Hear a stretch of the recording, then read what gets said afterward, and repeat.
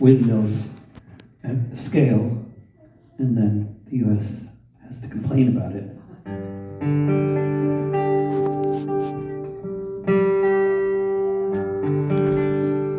And the thing with property, intellectual property, and windmills, of all things, is particularly interesting because I happened to be personal friends with the people that built the first industrial windmill in the world. And they were Danes. They built it in Denmark. And they built it because they were, it was a school system that was a lot more than a school system. But they had this idea at the time that Denmark was thinking about building a nuclear reactor, and these Danes did not want to build.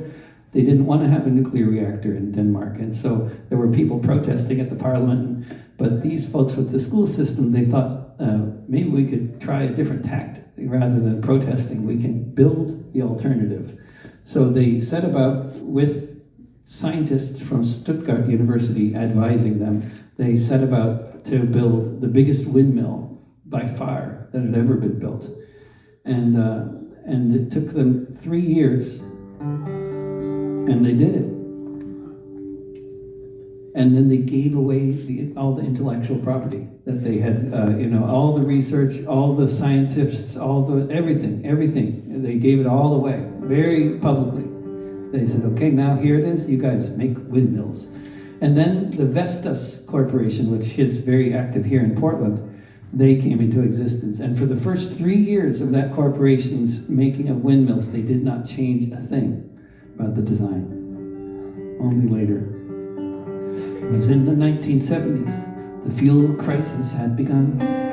The choices were presented to us as if we had none. Leaders of industry said they could solve the problem by mastering the power of the radioactive atom. Some folks in Western Jutland got a notion in their heads. They thought there might be something they could offer up instead.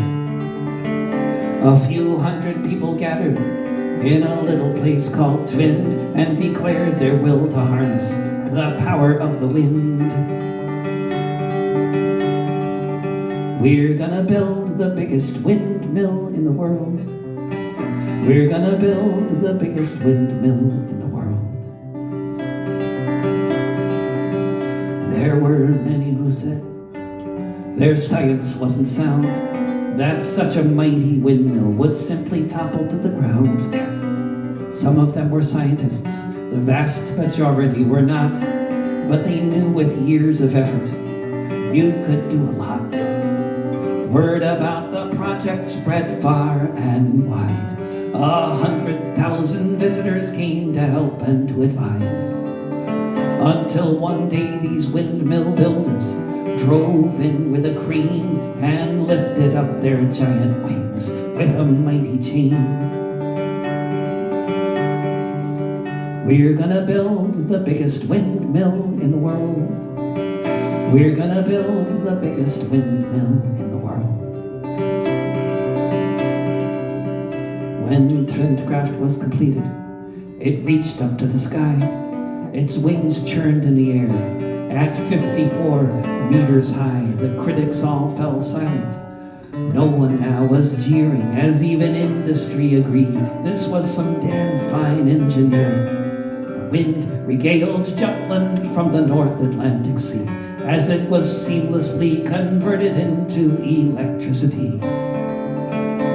It was power for the people, leukemia for none, when they declared in Denmark, just south of the midnight sun. We're gonna build the biggest windmill in the world. We're gonna build the biggest windmill in the world. They gave away the patents. They said knowledge should be free. And their plans were copied by a newborn industry. Soon Denmark would be known as a windmill building nation. And it all started with some hippies at the Trendkraft power station. Debates were held in Parliament about which way things should go. build a nuclear reactor, the majority said no.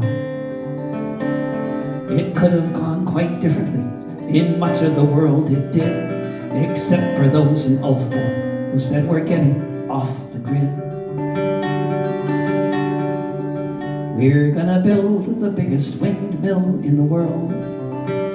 We're gonna build the biggest windmill in the world. We're gonna build the biggest windmill in the world.